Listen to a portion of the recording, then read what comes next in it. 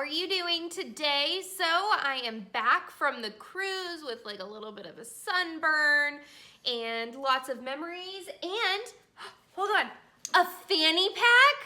Isn't it the cutest thing in the world? And guess what? Guess what? It fits a cozy mystery perfectly.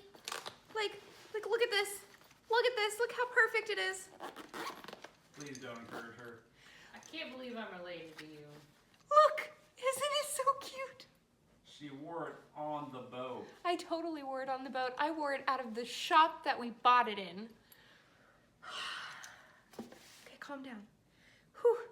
All right, so back and refreshed and ready for the rest of the school year and just having an awesome just year of reading. And what better way to sort of, you know, bring back my filming and all of that than with my April cozy mystery releases. And so I've got 6 cozy mysteries that are going to be released throughout the month of April. And let's get to it. Let's do this. This is a first in the series. Actually, a lot of these are the first in the series. I think like 4 out of 6 of them are, and then the other 2 are actually the second in the series.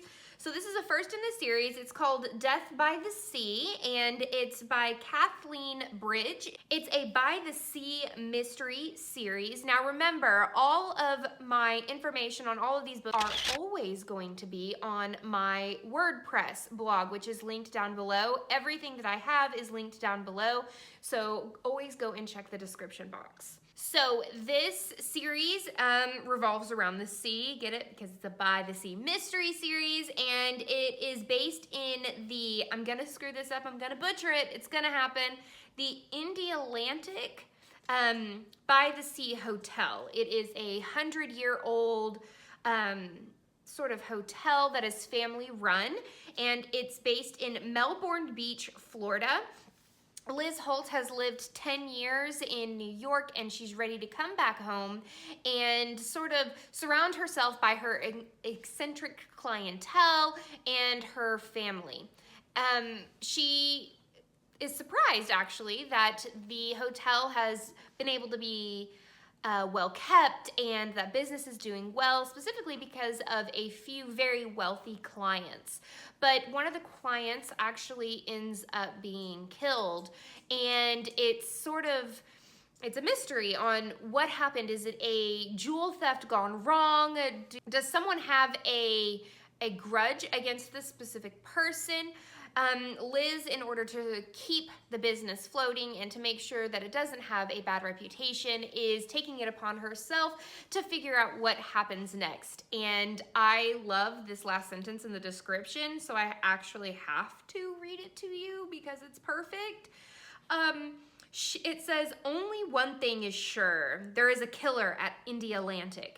And if Liz lets herself be distracted, the next reservation she'll book could be at the cemetery."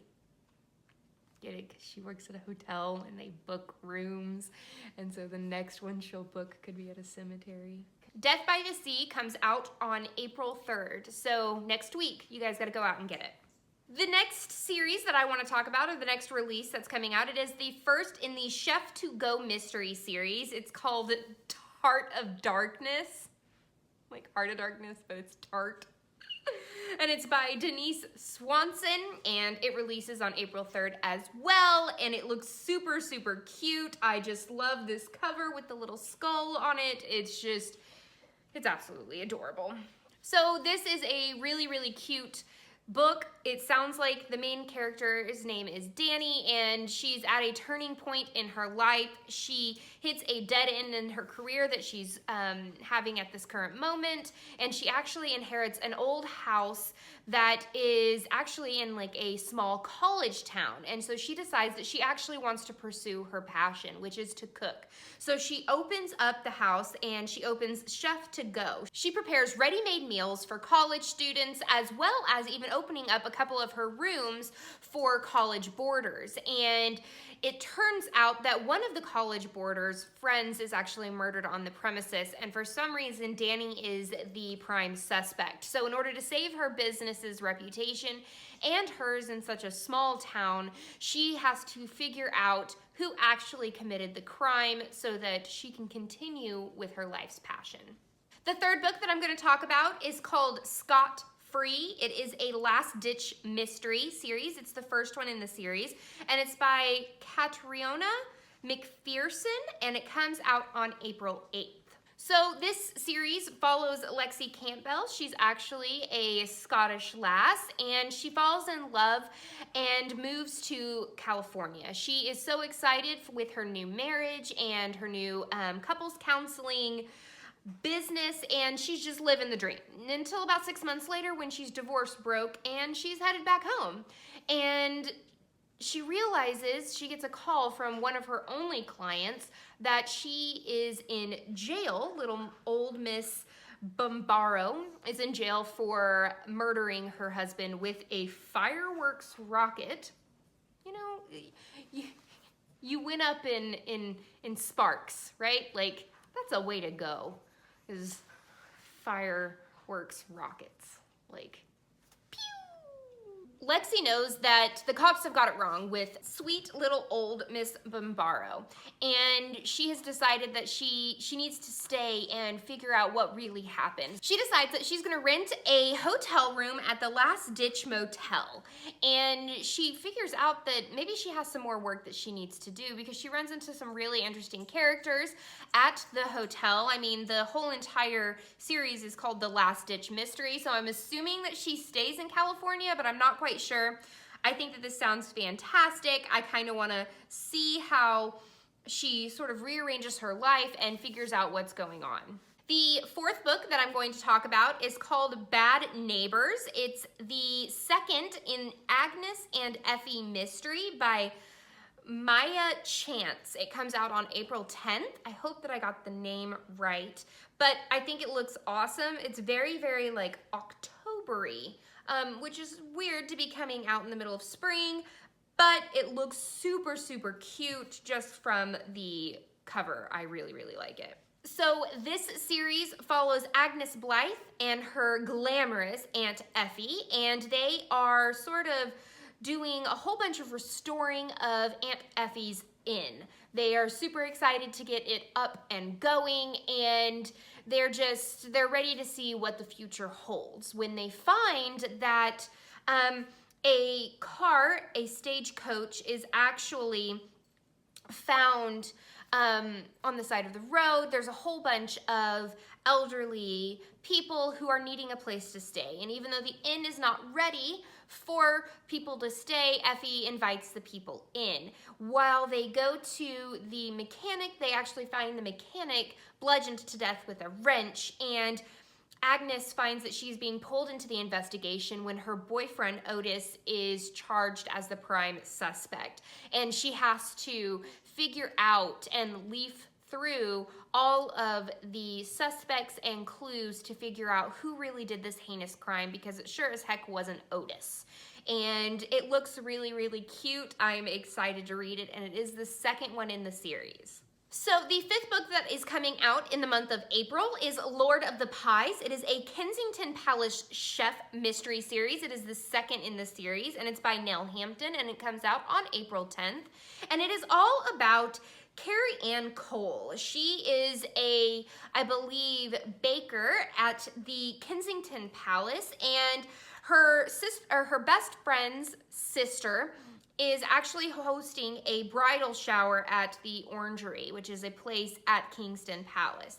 And she was super thrilled with it, so much so that Carrie Ann actually bakes a beautiful, amazing lemon meringue pie as a thank you to the staff, and she thought that it was something, you know, really, really nice to do, until a waiter keels over after having some of the lemon meringue pie.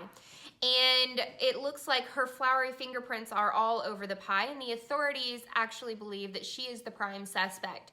she wants to keep her newly found job, and she's trying to figure out a way to find the actual murderer, when another body shows up at the orangery, and it's actually the chef. And it seems like, you know, murder's not gonna cramp her style. Carrie Ann uncovers palace intrigue, London nightlife, and she's, you know, scoring pies and figuring out who actually did it. And it looks really, really cute. I love the green, and then like how the skull is like a chef's hat, has a chef's hat, and then like the crossbones are actually cutlery. Like that's a nice touch. I really, really like that. And last but certainly not least is the 6th book that's coming out that I chose for April. It's called Reed Herring Hunt. Like a red herring, but it's a reed herring. And it's a mystery bookshop mystery series.